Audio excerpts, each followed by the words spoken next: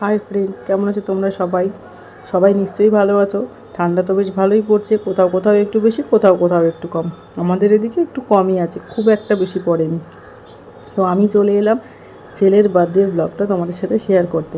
এটা বার্থডের আগের দিনের ছিল, যেই টাইমে কাটাকুটি হচ্ছিলো। তোমরা জানোই, কোনো একটা আয়োজন অনুষ্ঠান করতে গেলে আগের দিন থেকে কাটাকুটি করে রাখতে হয়, না হলে পরে দিনের দিন সমস্ত কিছু করে গুছিয়ে সম্ভব হয় না। তো আগের দিন কাটাকুটি করে রাতে তো যেরকম হয় শুয়ে পড়েছিলাম। সকালবেলা উঠে বানানো হয়েছিল ছেলের জন্য পরোটা আর তরকারি। এবার এই যে এগুলো সমস্ত কিছু এখানে বার করে গুছিয়ে নেওয়া হয়েছে, আস্তে আস্তে রান্নাগুলো করা হবে। তো রান্না করা হয়েছিল এখানে ছেলের জন্য প্রায় 9 রকম ভাজা ছিল, ডাল ছিল, মাছের মাথা দিয়ে মুগ ডাল, ফুলকপি আলু দিয়ে কাতলা মাছ ছিল, পাঁপড় ভাজা, চাটনি, পায়েস। আর ওকে দেওয়া হচ্ছিলো 5 রকম মিষ্টি, যেটা দিয়ে ওকে আশীর্বাদ করা হচ্ছিল। আর পাশে যে ভাতের থালাটা দেখছো, ওটা ছিল আমাদের ওই বোনের ছেলে, ও বাচ্চা। এই নয় যে ওরও ওই দিনকে জন্মদিন, কিন্তু আমি যেহেতু আমার বাচ্চাকে দিচ্ছি থালা সাজিয়ে, সঙ্গে আর একটা বাচ্চা আছে, তাকেও আমি দিয়েছি একই সাথে। ও তো বাচ্চা না, ও তো আর বোঝে না কি জন্মদিন কি না, তার জন্যই। তো যে দেখো এক এক করে সবাই মিলে আশীর্বাদ করে নিল। তারপরে ছেলেকে খাইয়ে দিতে হয়েছিল, কারণ একটু লেট হয়ে গেছিলো। আর তাছাড়া একা ছেড়ে দিলে না, ও সমস্ত কিছু খেত না। এখানে 9 রকম ভাজা ছিল, আলু, বেগুন, মিষ্টি কুমড়ো, পটল, শিম, ভেন্ডি, ডালের বড়া আর লাল শাক, সাথে বরবটি ছিল। সব দিয়ে টোটাল 9 রকম ছিল। তো ওকে যদি একা ছেড়ে দেওয়া হতো, ও খেত না ওর ভাজাগুলো। ওর পছন্দ মতন আলু, কুমড়ো, এই ধরনের ভেন্ডি এগুলো খেত, বাকিগুলো হয়তো সব পড়ে থাকতো। আমি ওই জন্য সমস্ত কিছু দিয়ে ওকে একটু একটু একটু একটু করে খাইয়ে দিয়েছিলাম, দিয়ে তারপরে নিজেরা খাওয়া দাওয়া করেছিলাম। তো দেখতে পাচ্ছ এইটা সকালবেলা, দুপুরবেলার টাইমটা। এটার পরে সন্ধেবেলা আরও অ্যারেঞ্জমেন্ট ছিল এবং ভীষণ আনন্দ আয়োজন ছিল। সেই সমস্ত কিছু তোমরা মিস করো না, দেখতে থাকো,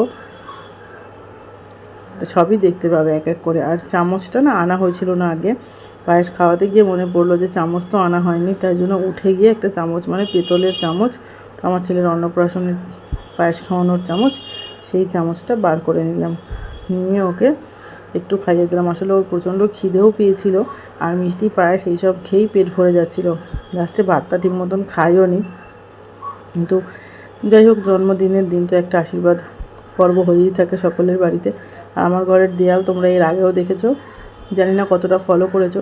আজকে বুঝতেই পারছো আমার ছেলে কত ভালো আর কি আর্টিস্ট, আর্ট করে।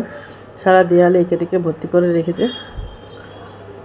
কী আর করবো, ছোটো মানুষ বললে তো আর বোঝে না। যদিও এটা ও এখন করে না, এগুলো অনেক আগেরই করা, তখনও বুঝতো না, সত্যিই ছোটো ছিল। এখনও অবশ্যই বোঝে, এখন এগুলো করে না বা করবে না, এখন বললে শুনবে। কিন্তু যেই সময় ওইগুলো করেছিল, সেই সময় ও অনেকটা ছোট ছিল, তার জন্য এরকমভাবে করেছিল। দেখো ওর বিরক্ত লাগছে, ওর এতটা খিদে পাচ্ছে, ওর বিরক্ত লাগছিল। তার জন্য ওকে বললাম যে তাড়াতাড়ি করে ছেড়ে দিতে, ওকে খাইয়ে দেওয়া হবে।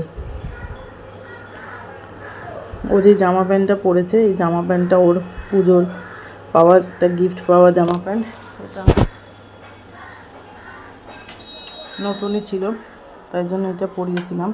আর সন্ধেবেলার জন্য আর একটা কেনা হয়েছিল, সন্ধেবেলায় সেটাও পরবে। আমার ঘরে জায়গাটা খুব ছোট, খুবই অসুবিধা হয় বসানো বা এই সমস্তগুলো করা।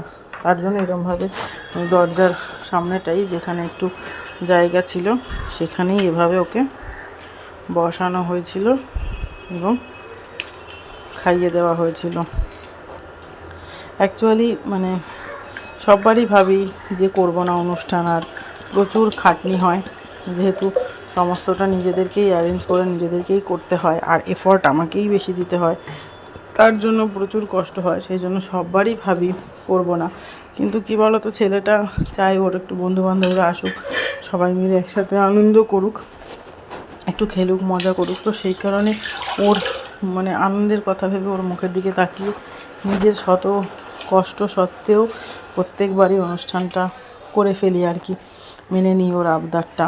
তো সেই রকমই এইবারও হয়েছিল, ওর বন্ধুবান্ধবদের নিয়ে বেশ আনন্দ মজা করে অনুষ্ঠানটা। অন্যান্য বারের থেকে এইবারের আনন্দ মজাটা ছেলের বেশি হয়েছে, যেহেতু ওর মানে বন্ধুবান্ধবদেরকে ও নিয়ে নিজের মনের মতো করে আনন্দ করতে মজা করতে পেরেছিল।